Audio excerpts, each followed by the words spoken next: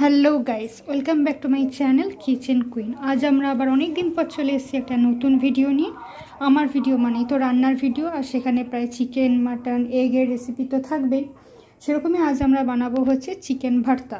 তার জন্য এখানে একটু বোনলেস চিকেন আমরা সেদ্ধ করে ছাড়িয়ে রেখেছি। আদা রসুনের পেস্ট আর নুন গোলমরিচ দিয়ে চিকেনটাকে সেদ্ধ করে জাস্ট ছাড়িয়ে রাখা। লাগছে একটা গোটা সেদ্ধ ডিম, 3-4টে বড় বড় পেঁয়াজে এরকমভাবে কুচি করে নেওয়া, আর লাগছে হচ্ছে অল্প টমেটো, একটা বড় টমেটো, আর এখানে আছে ক্যাপসিকাম অল্প করে কেটে নেওয়া। এখানে আছে একটা টমেটো, কিছু কাজু, আদা রসুন, লঙ্কা, আর আছে হচ্ছে টক দই। এবার আমরা কড়াইতে সাদা তেল গরম করে নিয়েছি। কড়াইতে তেলের মধ্যে আমরা এখন অল্প করে গোটা গরম মশলা ফোড়ন দিচ্ছি। এবার আমরা কড়াইতে তেলের মধ্যে পেঁয়াজগুলো দিয়ে দিচ্ছি।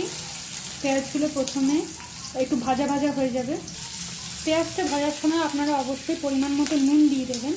এতে করে কি হয় না, পেঁয়াজটা তাড়াতাড়ি ভাজা ভাজা হয়ে যায়, দিয়ে ভালো করে নরম হয়। ভালোভাবে পেঁয়াজটাকে আগে ফ্রাই করে নেবেন। পেঁয়াজটা পুরো ফ্রাই হয়েই গেছে। এবার আমরা এর মধ্যে আদা রসুন কাঁচা লঙ্কা দিচ্ছি, দিয়ে এটা ভালো করে একটু ফ্রাই করে নেব। এটা পুরো ভাজা হয়ে গেছে। এরপর আমরা এখানে টমেটো আর কাজুটা দিয়ে দিচ্ছি, দিয়ে হালকা নাড়াচাড়া করে নেব। এটা পুরো ভাজা হয়ে গেছে। এবার আমরা গ্যাসটা অফ করে এটাকে একটু ঠান্ডা করে নিই, মিক্সিতে পেস্ট করে নেব। আমরা ওই পেঁয়াজের ফ্রাইটাকে আমরা এখানে এবার মিক্সিতে পেস্ট করে নিয়েছি অল্প দই দিয়ে। দেখতেই পাচ্ছেন কি সুন্দর কালারটা এসছে। এবার কড়াইতে অল্প তেল দিয়ে এটাকে ফ্রাই করা হবে। কড়াইতে তেল গরম করা হয়ে গেছে। এবার আমরা এর মধ্যে ক্যাপসিকামগুলো দিয়ে দিয়েছি। ক্যাপসিকামগুলো হালকা ভাজা ভাজা হয়ে গেলে আমরা এই পেস্টটা দিয়ে অল্প নাড়াচাড়া করে নেব। এবার আমরা এর মধ্যে এই পেস্টটা দিয়ে দিচ্ছি, দিয়ে এটাকে ভালো করে নাড়াচাড়া করে নেওয়া হবে। 10 মিনিট মতো প্রায় কষিয়ে নেওয়া হবে এটাকে। নুন তো আমরা আগেই অল্প স্বাদ মতো দিয়ে রেখেছিলাম। এবারে বাকিটা পরিমাণ মতো দিয়ে দিচ্ছি। অল্প পরিমাণ মতো চিনি দিয়ে দেবো। এবার আমরা অল্প পরিমাণ মতো লঙ্কা গুঁড়ো দিয়ে দিচ্ছি, অল্প পরিমাণ মতো ধনে গুঁড়ো,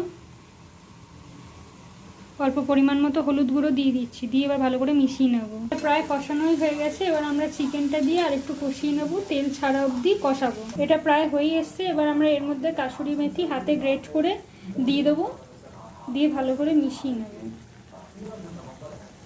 এর মধ্যে তেল ছাড়া ব্যাপারটা চলে এসেছে, বেশ ভালো অয়েল বেরিয়েছে, খুব সুন্দর গন্ধও দিয়েছে।